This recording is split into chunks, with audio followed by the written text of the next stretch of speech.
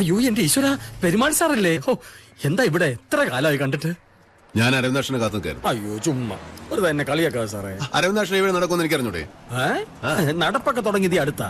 പണ്ട് CM-നോടൊപ്പം തുടങ്ങിയത് അങ്ങ് ക്ലിഫ് ഹൗസിൽ. ഇപ്പൊ എനിക്ക് ശീലമായി. സഖാവിനും കൂടെ വേണ്ടിയാ ഞാനിപ്പോ നടക്കുന്നത്. എന്നിട്ട് തടി അങ്ങോട്ട് കുറയുന്നില്ലല്ലോ. അതെങ്ങനെ കുറയും? അദ്ദേഹത്തിന്റെ ഭക്ഷണം കൂടെ അല്ലയോ ഞാനിപ്പോ വിഴുങ്ങുന്നത്. CM-ന്റെ മരുന്നൂടെ കഴിക്കേണ്ടി വരുമോ? സാർ സീരിയസ് ആയിട്ട് പറഞ്ഞോണോ എന്നെ കാത്തു നിൽക്കായിരുന്നു? വല്ല ട്രാൻസ്ഫറിന്റെ പ്രശ്നമാണോ? ഞാൻ പറയാം. അത്യാവശ്യം ഞാൻ പറഞ്ഞാൽ CM കേൾക്കും. സാറിനെ എനിക്ക് അത്രയ്ക്ക് ഇഷ്ടാ. എനിക്ക് അരവിന്ദാക്ഷനെ കൊണ്ട് വേറൊരു കാര്യമുണ്ട്. എന്താ പറഞ്ഞാട്ടെ. ഞാൻ എന്റെ ചില ജോലികൾ അരവിന്ദാക്ഷനെ അങ്ങോട്ട് ഏൽപ്പിക്കാൻ പോകും. പിന്നെ എന്നെ കളിയാക്കുകയല്ലേ? അല്ല, ഈ ഡൽഹിയിൽ ഒരു കൂട്ടരുണ്ട്, ഇന്റലിജൻസുകാർ. അവരിടയ്ക്കിടയ്ക്ക് സിനിമാ നോട്ടീസ് പോലെ ഓരോരോ കടലാസ് ഇങ്ങോട്ട് അയക്കും. തീവ്രവാദം, ഭീഷണി എന്നൊക്കെ പറഞ്ഞു. അരവിന്ദാക്ഷൻ പേപ്പറിലൊക്കെ വായിക്കാറില്ലേ? CM-ന് വധഭീഷണി SMS-ലൂടെ, ഇമെയിലിലൂടെ എന്നൊക്കെ. അതിലൊന്നും കാര്യം ഉണ്ടായിട്ടല്ല. പോലീസിന് അന്വേഷിച്ചേ പറ്റൂ. പോലീസ് എപ്പോഴും ജാഗരൂകരായിരിക്കണം. സാറെന്താ അവസാനം പറഞ്ഞത്? ജാഗരൂകരായിരിക്കണം. കിട്ടുന്നില്ല. എന്താ സാർ അതിന്റെ അർത്ഥം? ജാഗരൂകരായിരിക്കണം എന്ന് പറഞ്ഞാൽ എപ്പോഴും ജാഗ്രത പാലിക്കണമെന്ന്. സാർ ഇപ്പൊ അതിന്റെ അന്വേഷണത്തിലാണോ? അതും പെടും. അരവിന്ദാക്ഷനെ ഒന്ന് സഹായിക്കോ? സഹായം ഒന്നും സാർ പറയരുത്. അരവിന്ദാക്ഷ ഇത് ചെയ് എന്ന് മാത്രം പറഞ്ഞാൽ മതി. CM-ന്റെ ഓഫീസിലും വീട്ടിലും മറ്റാരെക്കാളും സ്വാതന്ത്ര്യം അരവിന്ദാക്ഷനുണ്ട്. അതോ പോലീസിന്റെ രീതിയിൽ അന്വേഷിക്കാൻ ബുദ്ധിമുട്ടുണ്ടായിട്ടില്ല. പക്ഷെ അതിന്റെ രഹസ്യ സ്വഭാവം നഷ്ടപ്പെടും. ഒന്നിന് 10 ഇരട്ടിയായിട്ട് പിറ്റേ ദിവസം പത്രത്തിൽ വരും. അരവിന്ദാക്ഷനാവുമ്പോ അതിന്റെ നാക്കിന് ഇരുചെവി അറിയാതെ കാര്യങ്ങൾ നടക്കും. CM-ന്റെ ഓഫീസിലും വീട്ടിലുമുള്ള ജോലിക്കാരെ കുറിച്ചും അവിടെ വന്നു പോകുന്ന വിസിറ്റേഴ്സിനെ കുറിച്ചുമുള്ള ഡീറ്റെയിൽസ് എനിക്ക് കിട്ടണം. അത്രേ ഉള്ളൂ. തൽക്കാലം ഇത്രേ ഉള്ളൂ. അപ്പൊ പറഞ്ഞ പോലെ ആയിക്കോട്ടെ. എന്നാ ഞാൻ അങ്ങോട്ട്.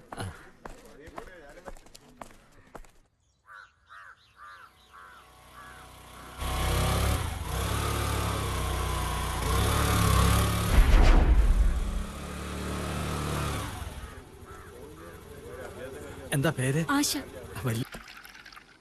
അയ്യോ ടീച്ചർ, എനിക്കിപ്പോ ചായ വേണ്ടായിരുന്നു. അരവിന്ദാക്ഷനല്ല, സഖാവിനാ. സഖാവിന് ഒന്നും കൊടുക്കരുന്നല്ലേ ഡോക്ടർ പറഞ്ഞിരിക്കുന്നത്? പറഞ്ഞ സഖാവ് കേൾക്കണ്ടേ? അതും ശരിയാ. തുറക്ക് കാണട്ടെ. സഖാവ് ഇതിലാന്നോ കുളി? വൈദ്യര് പറഞ്ഞിട്ടാ. ഇവിടെ പുതിയൊരു ജോലിക്കാരൻ വന്നിട്ടുണ്ടല്ലോ. എന്താ ഉടായിപ്പിന്റെ പേര്? ആര്? ജോസേട്ടനോ? ജോസേട്ടൻ വന്ന ഉടനെ ആള് ഏട്ടനായി. തന്നെക്കാൾ മൂത്ത ആളെ പിന്നെ അവൾ എന്താ വിളിക്കുക?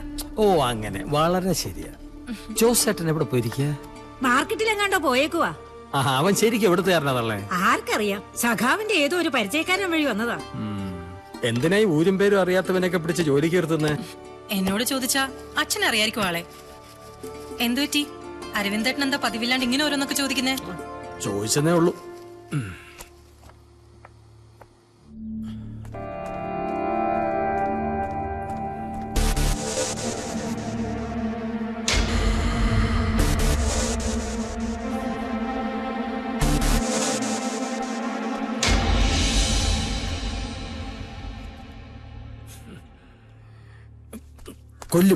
കൊല്ലും ഞാൻ തന്നെ. സഖാവ് ഒരു അറ്റാക്ക് കഴിഞ്ഞ് കിടക്കകത്ത്. താൻ ഇവിടെ നിന്ന് ഊതി തള്ളു കോപ്പേ. റോഡിൽ മറ്റാരെങ്കിലും ചെയ്ത 500 രൂപ പിഴ, 200 രൂപ താൻ പോക്കറ്റിലിടും. തനിക്കൊക്കെ എന്ത് തോന്നിയാ സോഹാ? കണ്ടോ തന്റെ ചീട്ട് കീറി ഊതി പറത്തിട്ട്. ആവർത്തിക്കില്ല പ്ലീസ് സർ.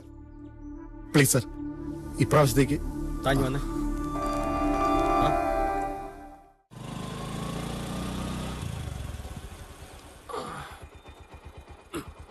എന്താ പേര്? സതീഷ്. വലിയ ഉപകാരം. ഒറ്റ വിരട്ടൽ സന്ദർശകരുടെ പേരും വിവരവും കൈ കിട്ടി. കോപ്പിയേ ഉള്ളു കേട്ടോ. മതി, ധാരാളം. ഈ CM നിരീശ്വരവാദിയാണെങ്കിലും അമ്പലത്തിലെ പ്രസാദമൊക്കെ കഴിക്കും. അദ്ദേഹം വിശ്വാസിയൊന്നും അല്ലെങ്കിലും അപ്പോ അരോണയും പായസവും ഒക്കെ അദ്ദേഹത്തിന് ഭയങ്കര ഇഷ്ടമാണ്. എന്ന് വെച്ച് വളരെ കുറച്ചേ കഴിക്കൂ. ഷുഗറാ, പഞ്ചാര, ഇതൊക്കെ ആര് കൊടുത്താലും കഴിക്കും. ഏയ് അങ്ങനൊന്നുമില്ല. പരിചയക്കാരെ നിർബന്ധിച്ചാ കഴിക്കും. എന്താ സാർ? ഒന്നുമില്ല, പോട്ടെ.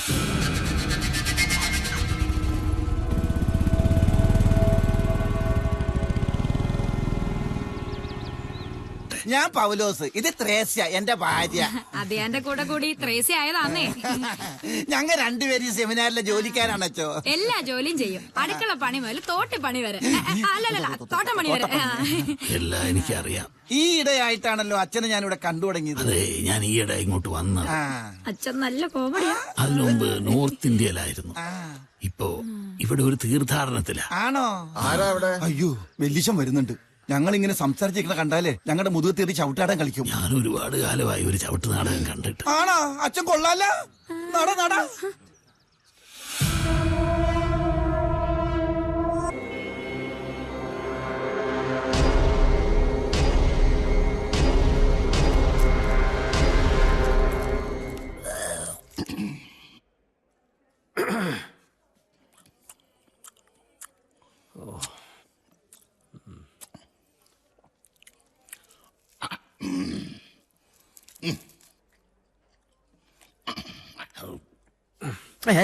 അലമ്പ് എവിടെ കണ്ടാലും തൂത്തോണം. സ്വാമി ഒറ്റ ഒരുത്തന്നെ സെക്രട്ടറി മൊത്തം തുപ്പി തൂറി നാശമാക്കി വെച്ചിരിക്കുന്നു. എവിടെ ലിസ്റ്റ് എനിക്ക് പോയിട്ട് ധൃതി നടക്കില്ല അരവിന്ദ, നടക്കില്ല. അരവിന്ദനല്ല, ഇനി ആര് വന്ന് ചോദിച്ചാലും CM വിസിറ്റ് ചെയ്തവരുടെ ലിസ്റ്റ് തരാൻ പറ്റില്ല. ഉത്തരവാദിത്വപ്പെട്ടവർ റിട്ടേൺ ആയിട്ട് എഴുതി തരണം. അതെവിടെങ്കിലും തുപ്പി തൊലയ്ക്കും. അല്ല വേണ്ടത്, ഇതിനകത്തോട്ട് നിക്ഷേപിക്കും. സ്വാമി അത് ജാട കാണിക്കാതെ ലിസ്റ്റിങ് നത്തിങ് ഡൂയിങ്. ഞാൻ പറഞ്ഞത് എനിക്ക് മനസ്സിലായില്ലേ? വിസിറ്റേഴ്സിന്റെ ലിസ്റ്റ് തരാൻ പറ്റില്ല, പറ്റില്ല, പറ്റില്ല. വേണ്ട വേണ്ട വേണ്ട, താൻ അതുകൊണ്ട് എന്റെ പുറകെ നടക്കും. വാങ്ങിച്ചോ വാങ്ങിച്ചോ വാങ്ങിച്ചോ എന്ന് പറഞ്ഞു. അങ്ങനെയുള്ള പണി ഞാൻ തനിക്കിട്ട് വെച്ചിട്ടുണ്ട്.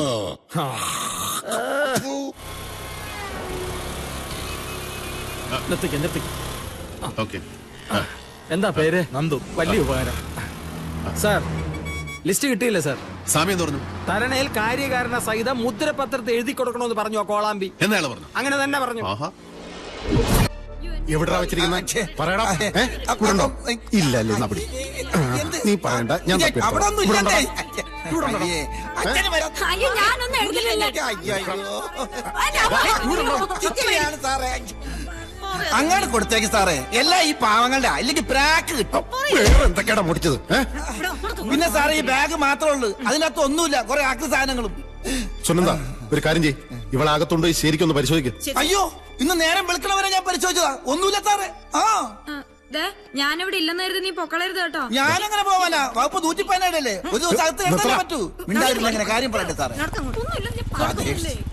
സാറിന് എന്തെങ്കിലും നക്കാപ്പിച്ച് കൊടുത്തിട്ട് സാധനങ്ങൾ വാങ്ങിച്ച് പോവാൻ നോക്ക്. ഞങ്ങളുടെ സാധനങ്ങൾ കൊണ്ടുപോകാൻ ഞങ്ങൾ നക്കാപ്പിച്ച് കൊടുക്കണം. വകുപ്പുള്ളതാ. ഇയാൾക്കെന്ത് പറ്റി? ഇതാണ് സാർ ഞാൻ പറഞ്ഞ കള്ളൻ. നമസ്കാരം. ഇവരാണ് ആ സെമിനാരിയിലെ അച്ഛന്മാർ. ഇവരുടെ സെമിനാരിയില അയാൾ കുറച്ചുനാൾ താമസിച്ചത്. ഈ സാറ് പറഞ്ഞപ്പോഴാ ഞങ്ങൾക്ക് കാര്യങ്ങളൊക്കെ മനസ്സിലായത്. So dangerous man, my God. അങ്ങനെ ഒരു മഹാഭാഗ്യമുണ്ട് ഞങ്ങളുടെ ഡിപ്പാർട്ട്മെന്റ്. എല്ലാം സംഭവിച്ചതിന് ശേഷം അറിയൂ. തേടുന്നയാൾ അച്ഛന്റെ വേഷത്തിലായതുകൊണ്ട് അച്ഛന്റെ വേഷത്തിൽ താമസിക്കാൻ സാധ്യതയുള്ള സ്ഥലങ്ങളെല്ലാം അന്വേഷിക്കണമെന്ന് പ്രത്യേകം പറഞ്ഞാലോടോ. അതുപോലെ കിഴങ്ങന്മാരുടെ ഒരു ഹോൾസെയിൽ ഡിപ്പാർട്ട്മെന്റ്. ആ ബന്ധു എന്ന് പറഞ്ഞു വന്നവനെ വിട്ടു. വിട്ടതല്ല, അയാള് പോയതാ. ഇതാണോ ആ ബാഗ്? അതെ സാർ. വല്ലതും കിട്ടിയ പേഴ്സ് കിട്ടി.